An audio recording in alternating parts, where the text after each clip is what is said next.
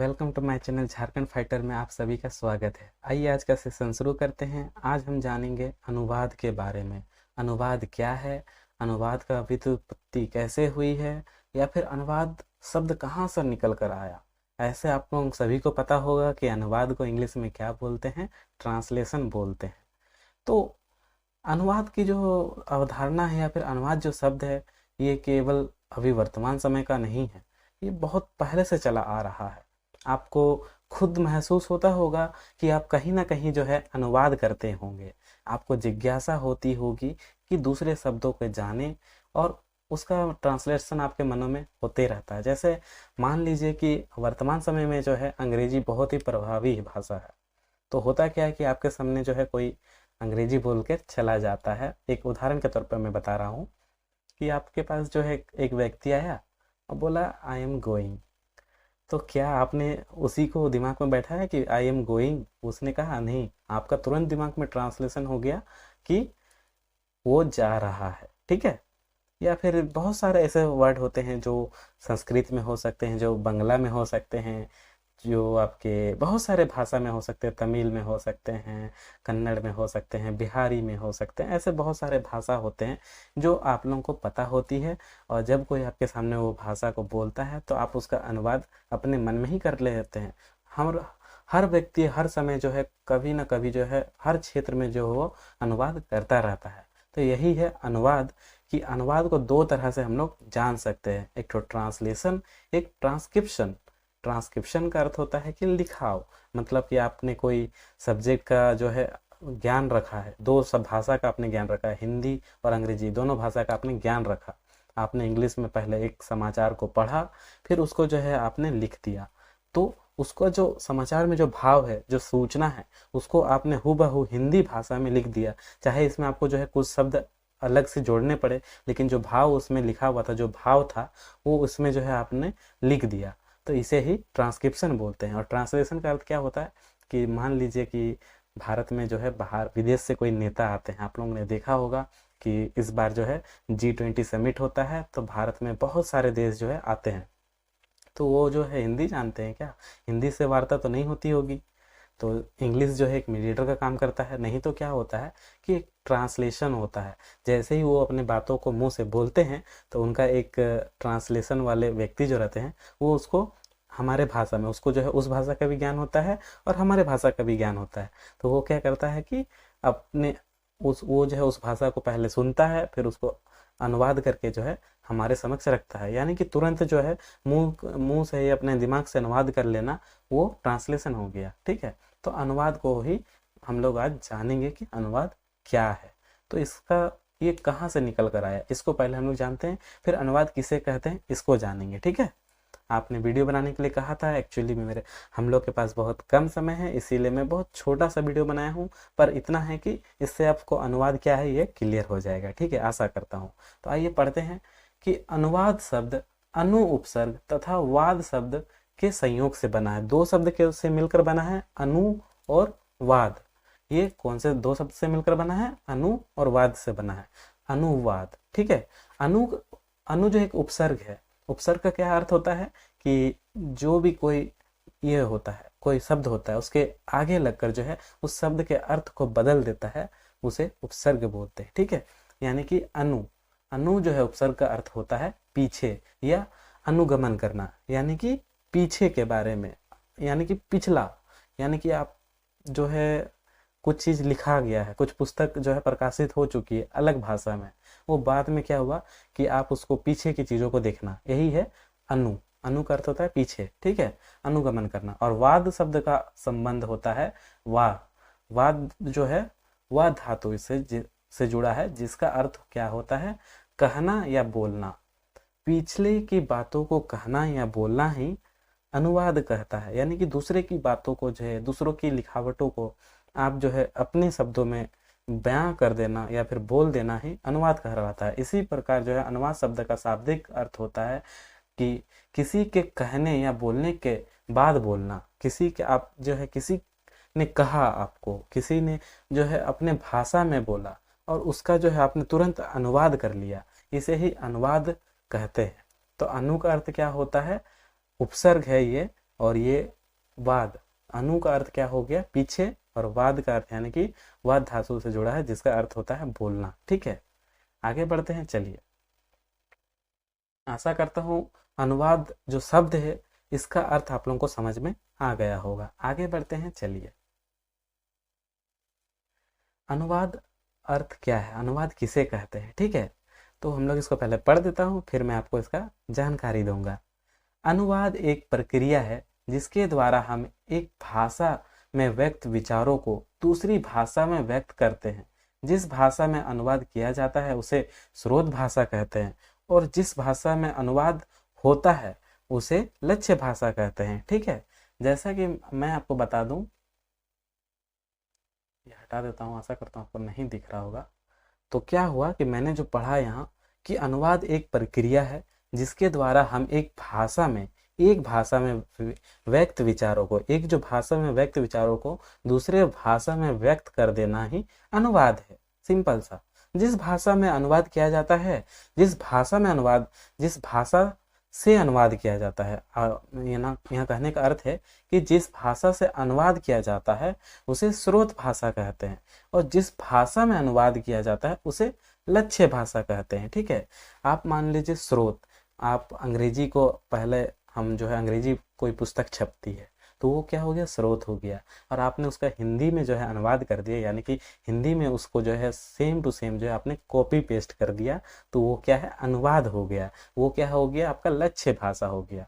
और जो पहला था वो क्या था, स्रोत था। यानी कि अनुवाद का अर्थ क्या होता है, अनुवाद एक ऐसी प्रक्रिया है जिसके द्वारा हम एक भाषा में व्यक्त विचारों को दूसरे भाषा में बयां कर देना या व्यक्त कर देना ही अनुवाद कहलाता है। मतलब आप समझ सकते हैं कि किसी के भाव और विचारों को, जो जैसे मान लीजिए आपने कोई लेख लिखा, अपने से कोई चुटकुला लिख दिया, लेख लिख दिया, तो आपने किस मन से लिखा, किस भाव से लिखा, वो उसमें जो है आपने बयां करके तो लिख दिया उस भाषा में, क्योंकि आपको जो है एक प्रकार से उसकी जानकारी है।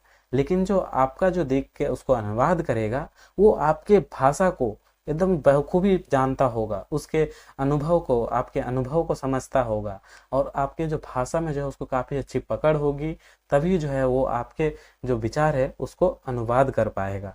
इसीलिए जो है अनुवाद करने वाले जो व्यक्ति होते हैं उनको दो भाषा का एकदम सटीकता से और सरलता से जानकारी होना चाहिए, नहीं तो वो अनुवाद नहीं कर पाएगा। ठीक है, तो अनुवाद का अर्थ क्या हुआ कि अनुवाद एक प्रक्रिया है जिसके द्वारा हम एक भाषा में व्यक्त विचारों को दूसरी भाषा में व्यक्त करते हैं, उसे ही अनुवाद कहते हैं। जिस भाषा में अनुवाद किया जाता है उसे स्रोत भाषा कहते हैं, और जिस भाषा में अनुवाद, या फिर आप बोल सकते हैं जिस भाषा में अनुवाद होता है उसे लक्ष्य भाषा कहते हैं। ठीक है, तो अनुवाद की प्रक्रिया अत्यंत सरल रूप में समझना जो है, अगर अनुवाद की प्रक्रिया को आपको अत्यंत सरल रूप में समझना हो तो हम कह सकते हैं कि बंगला की कहानी पढ़कर उसे हम हिंदी में प्रस्तुत करना ही अनुवाद कहलाता है। मतलब आपने जो है बंगला जो है या फिर बंगाली भाषा आपने सीख लिया, अपने बिहारी भाषा सीख लिया, यानी बिहारी कोई भाषा नहीं है, मैथिली भाषा सीख लिया, तो ये सब भाषा आपने सीखा, यानी कि आपको पता है मैथिली और बिहारी भाषा। इसके अलावा जो आपको हिंदी भी पता है, तो आपने क्या किया कि उसमें जो लिखे हुए शब्द है और बोले गए शब्द है उसको जो है अपने मन में, अपने ई से लिख दिया, लेकिन जो है वो भाव जो है केवल उसी का था, जो वो कहना चाहते थे उस भाव को आपने अपने भाषा में व्यक्त कर दिया, तो उसे ही अनुवाद कहते हैं। ठीक है, और आप खुद इमेजिन करते होंगे, आप सोचते होंगे कि हर समय आप जो है अनुवाद करते हैं। हम सभी जो है हमेशा हमको अनुवाद की आवश्यकता पड़ते रहती है, हर क्षेत्र में, चाहे वो आप कार्यालय क्षेत्र में हो, चाहे बातचीत के क्षेत्र में हो। अगर कुछ भाषा और शब्द अगर कोई अगला आपसे बोलता है तो क्या आपको नहीं समझ में आता है, तो वो शब्द जो है एक प्रकार से क्या हुआ कि आप इंग्लिश में बोल दिया आपको। ठीक है, तो आपने क्या कर दिया कि उसको तुरंत हिंदी में अनुवाद कर लिया और फिर उससे बातचीत की। हाँ, उसने पूछा यू आर, मतलब कि आपका समझ सकते हैं कि आप किस तरह से जो है अनुवाद जो है हर पल करते रहते हैं। जैसे कि बहुत सारे शब्द हैं, बहुत भाषी लोग रहते हैं, और आप जो है रहते रहते आपको जो है उनकी आदत हो जाती है, उनकी भाषा की आदत हो जाती है, तो वो उस भाषा में बोलेगा, लेकिन जो है आप अपनी ही भाषा में बोलेंगे, लेकिन उसके बातों को जो बोल रहा है वो आप समझ जाते हैं। तो क्या आपको उसी भाषा में दिमाग में सेट कर लेते हैं? नहीं, तुरंत आपका दिमाग जो है उस भाषा को कैच करता है, फिर उसका हिंदी में क्या होता है वो तुरंत अनुवाद कर देता है, और उसके बाद फिर आप जो है अपनी भाषा में उसको बोल देते कि हाँ मैं ठीक हूँ। ठीक है, तो इसी तरह से जो है अनुवाद होता है। आइए आगे बढ़ते हैं। अनुवाद क्या है इसके बारे में हमने जाना। अब अनुवाद की परिभाषा वैज्ञानिकों ने क्या किया है कि अनुवाद की परिभाषा क्या क्या दी है इसके बारे में हम लोग देखेंगे। अलग अलग विद्वानों के अनुवाद की परिभाषा अलग अलग दी है। उन मतलब अलग उन्होंने बताया है कि हम लोग जैसे परिभाषा करना है, अगर बोला जाएगा एग्जाम में कि परिभाषित कीजिए, तो अलग अलग विद्वानों ने जो है अलग अलग तर्क देकर जो है इसको अनुवाद को जो है स्पष्ट किया है कि अनुवाद क्या है, क्या होना चाहिए। तो आइए कौन कौन विद्वान जो है क्या क्या कहते हैं इसको हम लोग जानते हैं। ठीक है, तो बढ़ते हैं। चलिए, देवेंद्र नाथ शर्मा, ये जो देवेंद्र नाथ शर्मा जी जो है ये क्या बोलते हैं ये देखते हैं। विचारों को एक भाषा से दूसरी भाषा में रूपांतरित करना अनुवाद कहलाता है। देवेंद्र नाथ शर्मा जी क्या कहते हैं, तो विचारों को एक भाषा से दूसरी भाषा में रूपांतरित करना ही अनुवाद कहलाता है। मतलब हम लोग अपने मन के विचारों को एक भाषा है जो उसके दूसरी भाषा में अगर कोई रूपांतरित या अनुवाद करता है, रूपांतरित करता है, तो उसे अनुवाद कहते हैं। ठीक है, हमारे सबसे महत्वपूर्ण विद्वान भोलानाथ तिवारी जी क्या कहते हैं इसको पढ़ते हैं। चलिए, तो हमारे भोलानाथ तिवारी जी कहते हैं कि किसी भाषा में प्राप्त सामग्री को दूसरी भाषा में या फिर भाषांतरण करना अनुवाद है। दूसरे शब्दों में, भाषा में व्यक्ति विचारों की यथासंभव और सहज अभिव्यक्ति द्वारा दूसरी भाषा में व्यक्त करने का प्रयास ही अनुवाद है। भोलानाथ तिवारी जी क्या कहते हैं अनुवाद के बारे में, तो वो बोलते हैं किसी भाषा में प्राप्त सामग्री को दूसरी भाषा में भाषांतरण करना या भाषांतरण करना अनुवाद है। दूसरे शब्दों में हम बोल सकते हैं ऐसा कि व्यक्ति के मन के विचारों को यथासंभव सहज अभिव्यक्ति द्वारा दूसरी भाषा में व्यक्त करने की प्रयास ही अनुवाद है। ठीक है, मतलब जो है आप मीडिएटर का काम करेंगे और आपके अगल में जो है बंगला बोल रहे हैं या बंगाली बोल रहे हैं, और आपके यहाँ जो है आपके बिहारी बोल रहे हैं, और आप बीच में बैठ जाते हैं। आपको दोनों भाषा का ज्ञान है। वो जो बोल रहा है उसको आपने क्या किया कि बहुत अच्छी तरीके से समझा, उसके मन के विचारों को, उसके भावों को उसी के भाषा में आपने समझा, फिर जो है दिमाग में ट्रांसलेट हुआ, फिर आपने जो है उसी को बिहारी में उसी के शब्दों को और उसके मन के विचारों को, उसके भावों को उसमें उसको बोलकर व्यक्त कर दिया। तो आजकल तो क्या है कि आपको अगर अनुवाद करना है तो तुरंत आपने मोबाइल निकाला, गूगल खोल लिया, और उसके बाद जो है आपने इंग्लिश से हिंदी कर लिया, हिंदी से इंग्लिश कर लिया, या फिर अन्य भाषा में ट्रांसलेट कर लिया, और आपको जो है उसकी हिंदी समझ में आ गई। आपको अगर हिंदी जानना है और अगर इंग्लिश से लिखा है तो आपने तुरंत वहाँ गूगल में जो है ट्रांसलेटर में जो है आकर के जो है आप क्या करेंगे कि इंग्लिश को जो है वहाँ कॉपी पेस्ट करेंगे और नीचे जो है आपका हिंदी आ जाएगा। तो इसी तरह से क्या होता है कि हर क्षण हर पल जो है हम लोग भी अनुवाद करते रहते हैं। तो विद्वानों में जो है भोलानाथ तिवारी जी भी क्या कहते हैं कि किसी भाषा में प्राप्त सामग्री को दूसरी भाषा में भाषांतरण करना ही अनुवाद है। ठीक है, आगे बढ़ते हैं और एक विनोद गोदरे जी हैं, वो क्या कहते हैं इसको देखते हैं। चलिए,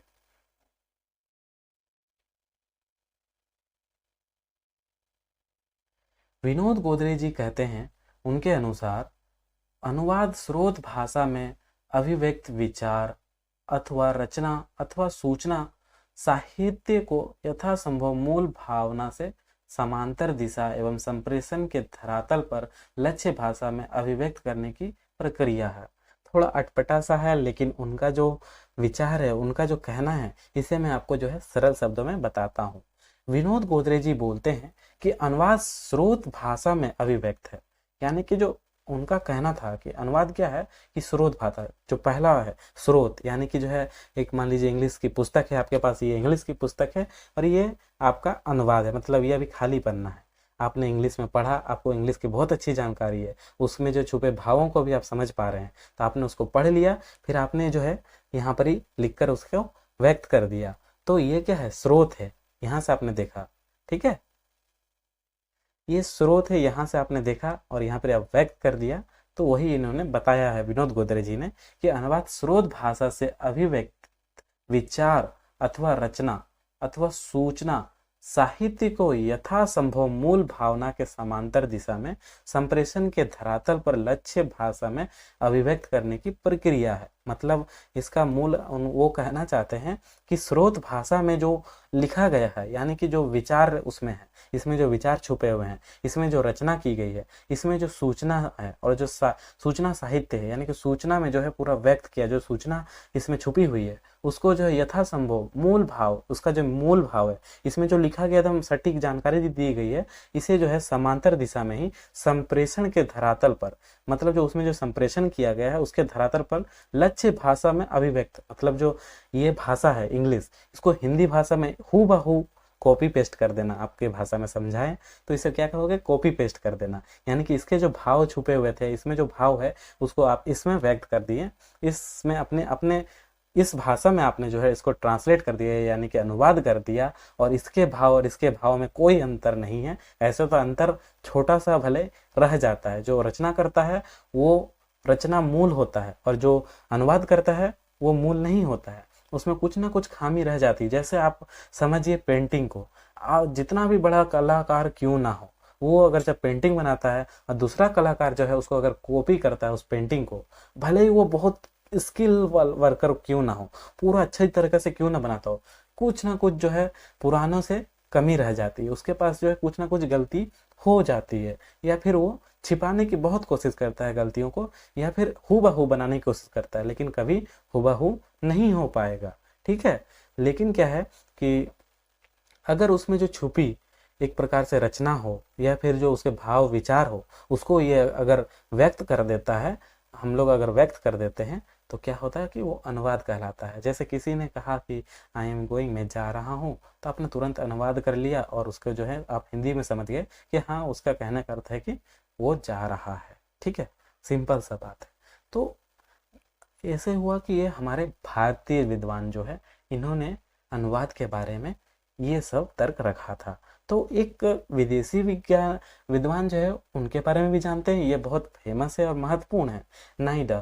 नाइडो को जो है नाइडो के अनुसार क्या होता है कि अनुवाद का तात्पर्य है, अनुवाद का तात्पर्य है स्रोत भाषा में व्यक्त संदेश के लिए लक्ष्य भाषा में निकटतम सहज समतुल्य संदेश को प्रस्तुत करना।